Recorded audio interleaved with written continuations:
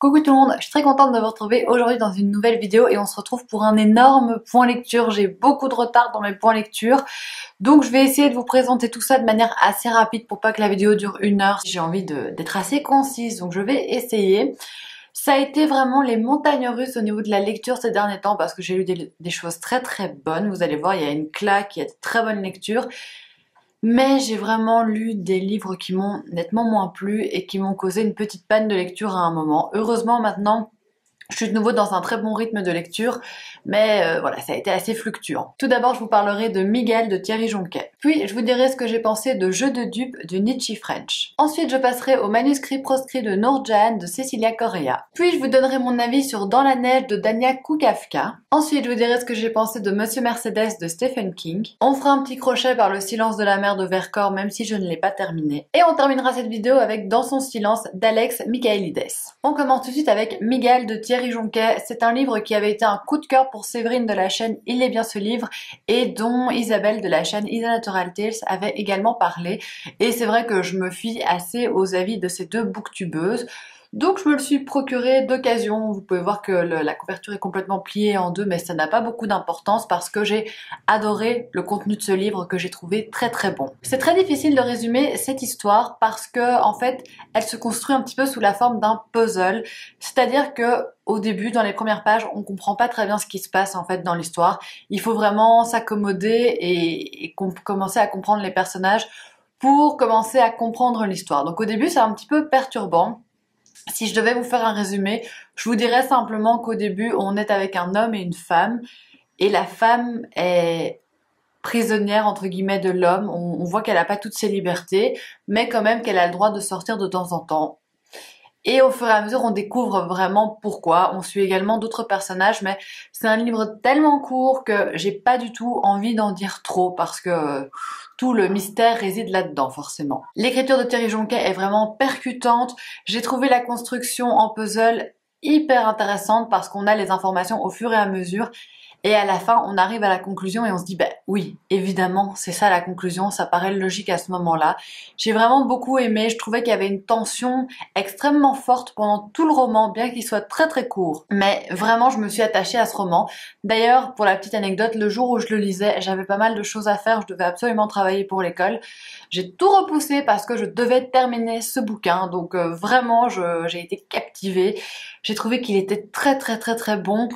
Âme sensible, peut-être s'abstenir parce qu'il y a quand même des scènes un peu crues, même beaucoup. Mais si ça ne vous rebute pas, franchement, je vous le conseille. Peut-être que vous devinerez la fin avant qu'elle arrive, mais elle n'en reste pas moins très impressionnante et au final, elle prend tout son sens, même si c'est quand même bien tordu. Ensuite, j'ai lu Jeu de dupes de Nietzsche French. Il faisait partie des reliques de ma palle, donc j'étais très contente de le sortir. Nietzsche French, en fait, c'est un couple d'auteurs qui écrit à 4 mains. On se trouve dans la campagne, pas très loin de Londres, et une famille, enfin un couple va être assassiné, on ne sait pas par qui, et leur fille a gardé la vie sauve.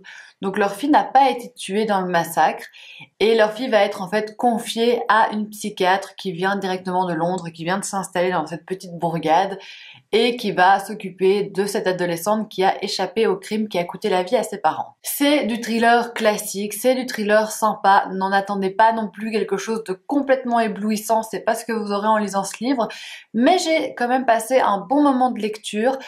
Les personnages parfois, surtout Samantha, la psychiatre, commettaient des actions que je trouvais pas super logiques, et la jeune fille qui est perturbée suite au meurtre de ses parents, bah, elle se remet très vite, hein, au final. Franchement, elle se retape en 2 temps 3 mouvements, et ça, j'ai trouvé que c'était un peu particulier aussi. Le problème de ce livre, pour moi, c'est qu'il y avait un petit problème de rythme.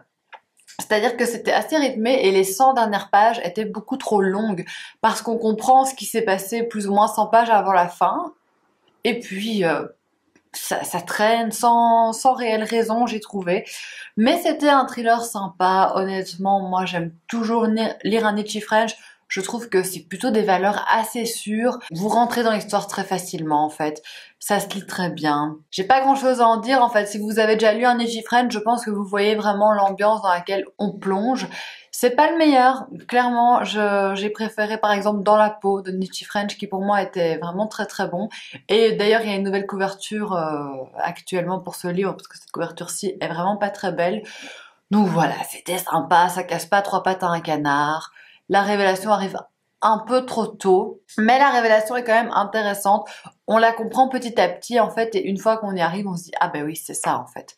Donc c'était pas mal, mais ça restera pas gravé dans ma mémoire pour toujours. Ensuite j'ai lu le manuscrit proscrit de Nurjan de Cecilia Correa qui s'éloigne totalement de ce que je peux lire d'habitude.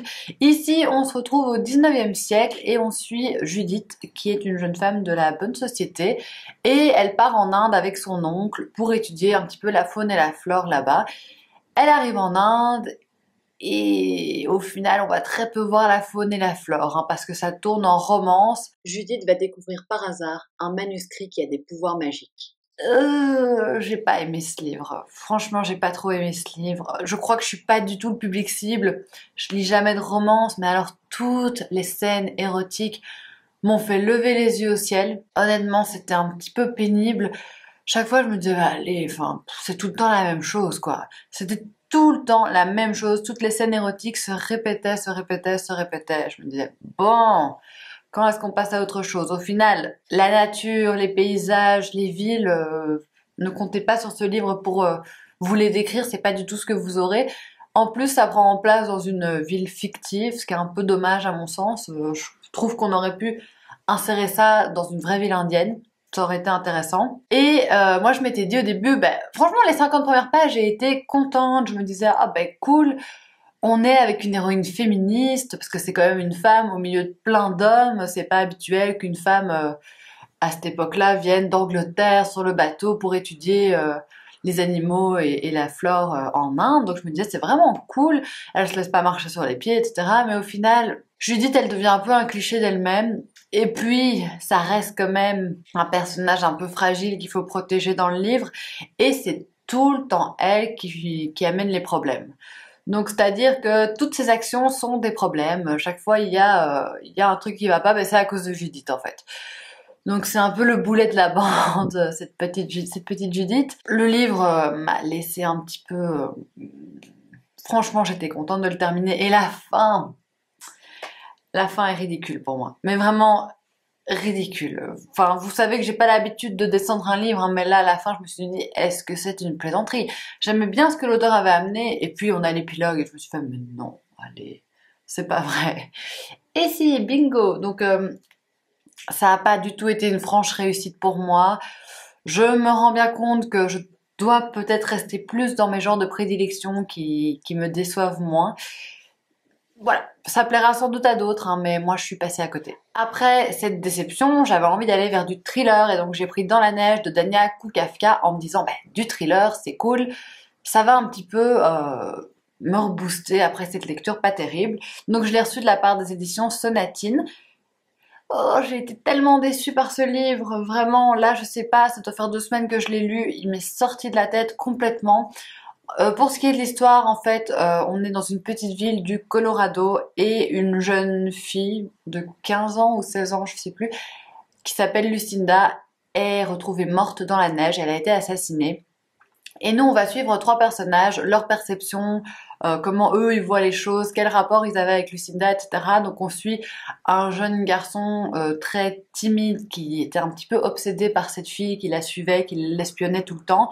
On suit une jeune adolescente qui est extrêmement renfermée, qui n'éprouve pas beaucoup d'émotions, qui ne montre pas du tout ses émotions et qui avait un rapport assez bizarre avec la victime. Et on suit un policier. Et en fait, très vite, j'ai commencé à décrocher. Je crois que je suis passée complètement à côté de ce bouquin. J'ai ressenti beaucoup d'ennui parce que pour moi, il y avait beaucoup de longueur, beaucoup trop de longueur. Donc, je me suis vraiment ennuyée. En plus, je pensais en apprendre beaucoup plus sur la victime. Au final, on n'en apprend pas beaucoup sur elle. Au final, on ne sait pas grand-chose sur sa vie. Oui, on connaît sa vie de manière extrêmement superficielle. Les personnages qu'on suit, on en apprend un petit peu plus sur eux, mais vraiment, je trouve qu'on est resté très très très très fort en surface. C'est dommage, parce que la révélation est pas trop mal, c'est pas mal. L'idée d'alterner comme ça les personnages était super sympa, c'est une idée qui à la base m'avait beaucoup charmée, je m'étais dit ça va être bien, mais je trouve qu'on reste trop en surface et il y a beaucoup de longueur. Ce qui est bien par contre, c'est qu'il y a un deuxième petit mystère qui rentre dans le plus grand, parce que on sait qu'il y a un policier qui est le père d'un de nos personnages qui a eu des ennuis quelques années auparavant, et au final c'était plus cette histoire-là qui m'intéressait que le meurtre en lui-même. Donc voilà, pour moi un peu trop d'ennuis, c'était pas génial quoi. Donc vous voyez quand même que j'ai traversé un peu le désert à ce moment-là, hein. J'ai enchaîné 2 lectures pas top, et j'avais enchaîné sur une troisième, qui était Le silence de la mer de Vercors. Ce livre-ci a été un abandon. Malheureusement, c'est un tout petit livre en plus, mais vraiment, j'ai pas réussi à le terminer, c'était impossible pour moi. En fait, j'ai lu la nouvelle Le silence de la mer, mais je pensais que la nouvelle Le silence de la mer faisait plus de 100 pages. En fait, elle en faisait 30 ou 40. Elle était sympa, mais après les autres nouvelles, j'en pouvais plus. Et arrivé à presque 100 pages, je me suis dit non mais ça me met dans une panne de lecture terrible, parce que j'avais même plus envie de lire. Quand j'étais dans les transports, je lisais pas. Quand j'attendais, je sais pas, quand j'avais un moment de latence, je ne lisais pas. Je me suis dit il y a un problème. Donc pour remédier à ça, j'ai sorti ça. J'ai lu Monsieur Mercedes de Stephen King et ça a bien fait le job. Ça m'a bien sorti de ma panne de lecture parce que j'ai adoré. Donc Monsieur Mercedes de Stephen King, ça nous raconte l'histoire au tout début du roman d'un garçon qui décide, avec une Mercedes qu'il a volée, de foncer sur une foule de gens qui se rendent au salon de l'emploi et de tuer un maximum de personnes.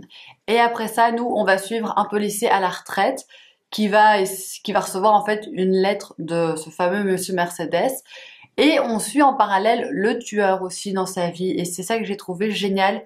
J'ai adoré suivre le tueur en particulier, parce que je trouvais ça super intéressant de se mettre dans sa tête, de comprendre son point de vue.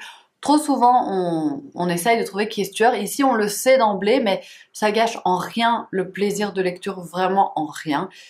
On est quand même dans un livre où il y a des scènes assez trash, il vaut mieux le savoir. Il y a des scènes qui m'ont un petit peu choquée quand même. Mais on est dans du polar super bien construit. J'étais très contente de trouver Stephen King dans ce registre-là et pas dans le fantastique comme il peut le faire habituellement. J'ai trouvé ça super sympa, ça m'a donné qu'une envie, c'était de lire les 2 autres tomes de la trilogie. C'est un rythme hyper bien soutenu, honnêtement, on est vraiment dedans. On a pas mal d'infos, comme toujours avec Stephen King, mais c'est jamais trop, il n'y avait pas du tout de longueur, j'ai trouvé. Et puis il se passe toujours des choses auxquelles on s'attend pas. Et vraiment des scènes terribles, terrifiantes, qui sont décrites à la perfection pour moi. J'ai beaucoup aimé la fin également, qui se présente un peu sous la forme d'une course contre la montre, parce qu'on se dit que le temps est vraiment compté, qu'il faut que les personnages réagissent, et ça m'a vraiment bien plu. Très très bon thriller, j'ai hâte de découvrir Carnet de route qui est le deuxième. Je crois qu'on suit le même policier, bref. J'ai vraiment hâte, j'ai vraiment bien aimé ce roman, enfin bien aimé, c'est bizarre de dire ça pour un roman aussi noir, mais vraiment j'ai passé un très bon moment de lecture et ça m'a bien remis sur les rails. Et enfin le dernier livre dont je voulais vous parler, c'est Dans son silence de Alex Michaelides. Ça c'était Séverine de la chaîne Il est bien ce livre qui l'avait lu, et donc elle avait eu un coup de cœur et je l'ai demandé aux éditions Calmen Lévy qui me l'ont très gentiment envoyé. Dans ce livre-ci, on démarre en fait sur une scène assez dure. C'est un couple qui vit ensemble, Alicia et Gabriel. Et en fait, au tout début du roman, Alicia a tué son mari Gabriel. Alicia, c'est une célèbre peintre et son mari était photographe. Elle le tue, elle part en asile. Et là commence toute l'histoire. J'ai commencé ce livre en me disant oh là là là là, ça va être un coup de cœur. Au final, ce n'en est pas un. Peut-être parce qu'il m'a manqué une petite étincelle, mais c'était un très bon thriller. C'était vraiment très très chouette. Ce que j'ai beaucoup aimé, c'est qu'on alterne la narration. Donc en fait, on est tout le temps dans la tête du psychothérapeute qui veut suivre Alicia, qui veut comprendre. J'ai oublié de vous dire un détail hyper important, c'est que en fait, elle est accusée d'avoir tué son mari, et une fois qu'on dit que c'est elle, ben, elle décide de ne plus parler. Donc suite à la mort de son mari, elle n'a plus dit un seul mot. D'où le titre. J'avais oublié de vous dire quand même un élément essentiel de l'histoire. Et donc ce psychothérapeute, il veut comprendre pourquoi elle reste dans ce silence, pourquoi elle ne prononce plus un mot, qu'est-ce qui se passe. Il veut percer la coquille et comprendre vraiment. Et en même temps, on a des extraits de son journal intime à Alicia qui sont hyper intéressants parce que c'est les seuls moments où cette héroïne va s'exprimer, vu qu'elle ne parle pas. Et c'est vraiment très très chouette.